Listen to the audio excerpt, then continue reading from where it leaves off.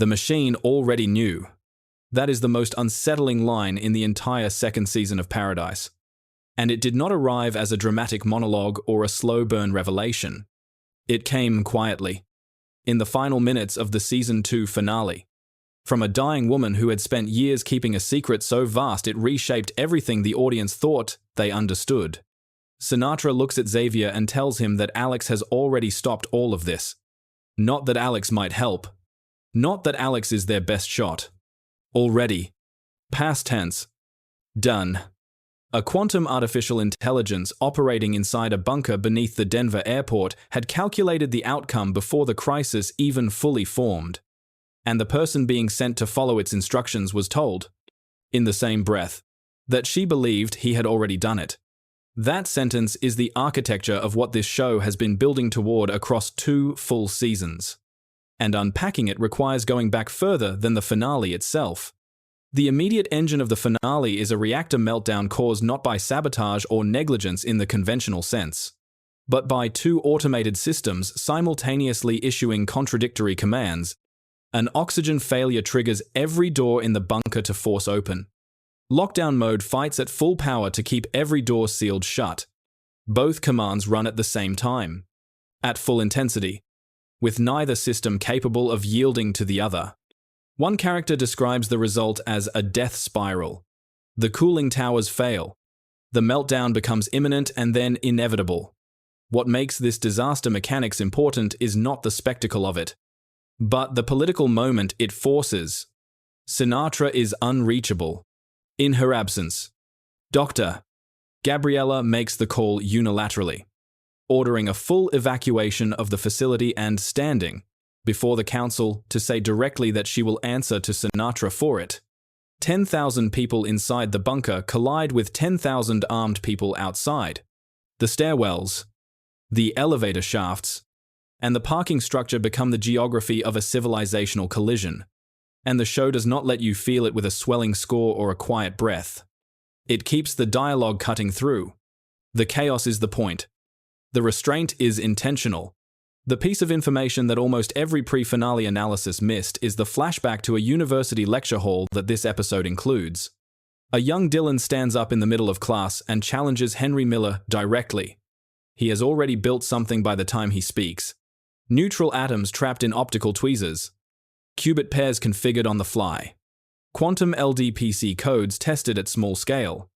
And then he says something the room is not ready for. He gave it a brain. The machine learns from past runs. It can predict anything that could go wrong in microseconds. The professor asks him to shut it down. Not because it does not work, but because it is attempting to manipulate time. The proof he offers is precise. Alex answered an equation in under 10 seconds that would take a supercomputer longer than the age of the universe to solve. The catch is that no one had asked the question yet. This distinction matters enormously for understanding what Alex actually is. It is not a time machine. It does not go back and alter events. It is a prediction engine so powerful that it operates ahead of causality, modeling every possible future simultaneously and identifying which path leads to a specific outcome. When Sinatra said after meeting Link that it worked, she was not describing a resurrection. She was describing a navigation. Alex identified a timeline where Dylan survived and steered events toward the convergence point where that version of Dylan would arrive. Dylan did not simply wander into this timeline. The machine calculated the precise sequence of events that would bring him here. And then it ran them. The theory that restructures the entire second season is built on one detail from Dylan's flashback. He did not merely interact with Alex. He built it. He stood in that lecture hall and explained to Henry Miller exactly what the machine could already do. And Henry carried that knowledge to Sinatra. The machine now running the world's most consequential calculation was designed from the ground up by the same man who spent all of Season 2 trying to destroy it. Link. The outsider. The infiltrator. The person the audience watched struggle against Paradise across every episode. Was always the machine's instrument. Alex calculated the one timeline in which its own architect would force open the bunker doors, trigger the evacuation, and push Xavier toward Denver. The man trying to destroy the system was the system's most important moving piece. The nosebleeds scattered across this season carry a different weight in that reading. Xavier, Sinatra, Link, Billy. Every nosebleed occurs in proximity to a moment where a character's presence contradicts the dominant timeline's predictions. The theory is that Alex was never dormant. It was active and managing. And the physical symptom is the machine registering a conflict in real time, flagging an anomaly the way a system flags an error.